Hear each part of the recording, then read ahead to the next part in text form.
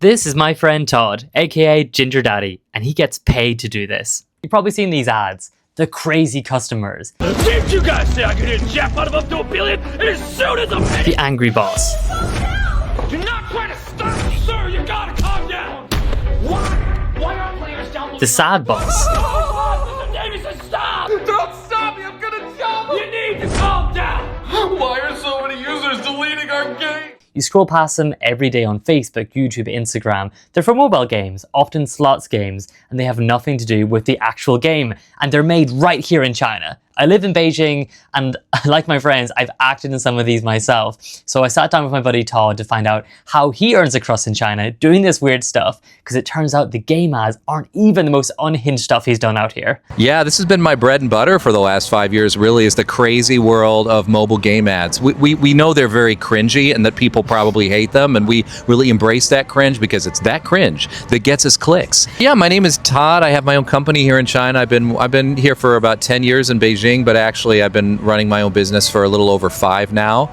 I do voice acting primarily. I do dubbing for TV shows, commercials, movies, cartoons, different voices and things. I do audiobook work. I do a lot of game work, and I also shoot ads for games. I've consulted, like we talked about on the movie set there, for like dialogue coaching and things like that. So a little bit of everything that has to do with voice and a little bit on camera acting as well. Yeah. What are some of the roles or situations you always end up acting? Oh, I would say 90% of the time I'm the boss character. You see me getting very angry at my employees. I'm throwing a suitcase down, or I'm berating them across the desk going, hey, why are people not downloading our game? And they're like, but boss, people think it's a scam. They don't believe us when we say they can get 10 million free coins when you download. Well, that's nonsense. Then increase it to 20 million free coins. And also give them 10 million free coins for every 15 minutes of gameplay. But boss, if we do that, we'll go broke. That's okay. We didn't make our game to make money. We made our game to give everyone the thrill of winning endless jackpots. You know, as you do. Yeah, of course. Just a normal day at work. Yeah, just a typical day at work in these companies. By the way, they are not. These are not gambling games. There's nobody playing some of these games like oh, I'm going to get my rent money. Exactly. They're hoping to get like 1 million golden coins. AI really kicking off. That's kind of really impact us in big time. Yeah, in Beijing or around the world, yeah. I mean, honestly, for me in Beijing, there was a time when most of my money came from voice acting, and almost all of my work, it was just coming to me faster than I could deal with it. I was saying no. I didn't have to go out and hunt for jobs. And as soon as AI hit the scene, almost overnight, the first thing to go was a lot of my bread and butter voice work. And it's boring stuff, you know? Like, the bread and butter stuff is the boring stuff. It's like... Can you give us, wait, I'll put... Todd's going to the improv. Let's imagine it's an Alibaba ad. Oh God! For yes. What would give me a product would be, or like a toaster that's particularly advanced or something. Shenzhen Product Company, founded in 1935, is the proud producer of 15 million toasters per year in the southern province of China. We happily encourage everyone to come visit our factory so that you can experience the joy of stainless steel coasters made properly by happy hands here in Shenzhen.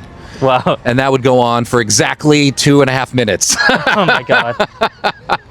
Something like that. Good. I mean, boring as heck, but, you know, first thing to go when AI can come in the scene and easily take that away from me.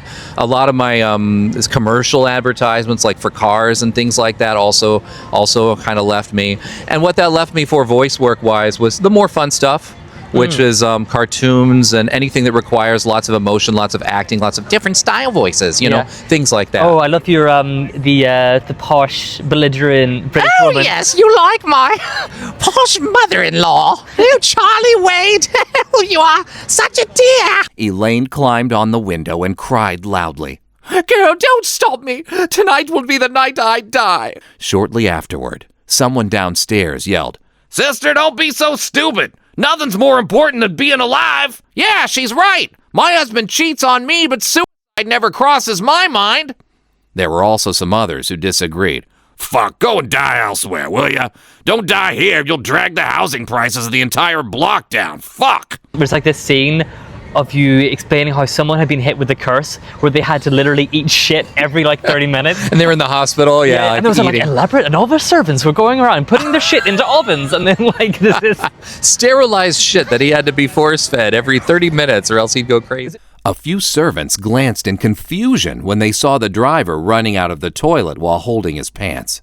Then their confusion turned into shock and disgust when they shifted their glances and saw Kian squatting in front of the toilet bowl, scooping and eating shit with a happy grin on his face. They started to vomit one by one. One of them yelled frantically, "Hurry and stop him! He now eats the ones that are sterilized in the pressure cooker. He can't eat the fresh ones. It'll make him sick." Fuck! Let me go! I'll kill you! Do you want to introduce a little bit the Charlie Wade? And Charlie Wade. First, like the breadth. How much of this? What is the series? How big is this whole thing? All right, so a lot of what I do, and to a certain extent still do, is there are these platforms online that have apps that you can go to, and you pay a certain amount of money to be able to download ongoing chapters of ongoing stories. So these are like serialized, little 5 minutes per chapter stories. But then, in order to keep you paying, some of these stories stretch on for unbelievable amounts of time. This particular one I did, the charismatic Charlie Wade, went on for about 5,600 chapters until the platform shut down. I literally sat and over the course of several years recorded over 5,600 chapters of this. I mean, think of the number of character voices I had to do. I had a whole spreadsheet just keeping track of who was who and what voices I had used for certain things, because this went in all kinds of odd, crazy directions. Oh yeah, and when you get you would have a character would pop up like the gardener, and you think whatever, I'll just do some bullshit voice. Yeah. And then you find out he's a main character or something, and maybe it was a little voice I threw off. Something like this as the gardener. But then, I just think it's going to be like 5 lines, and actually doing this hurts my throat, but I'm lazy.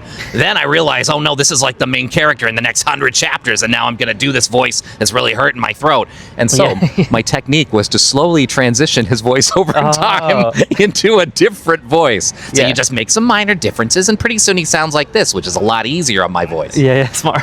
Just transition out of that. Nobody complained. I mean, if you're a truck driver driving down the road for hours, you don't remember what that voice sounded like, 50 miles back. So that's fair. If you do want to hear more of Todd's golden voice, you have a podcast? I do have a podcast. It's called Two Guys and a Chainsaw. We review horror movies every week. We may be, and I'm pretty sure we are, the longest running horror movie review podcast in the world. We've been going since 2015, since before... We've been doing this since 2015, since before you youngins even heard of podcasts. Yeah. Check it out. There we go. Chainsawhorror.com. Yeah. Call it a day. Sounds good. Appreciate it. All right. Well, thanks so much, Todd. Thanks for having me.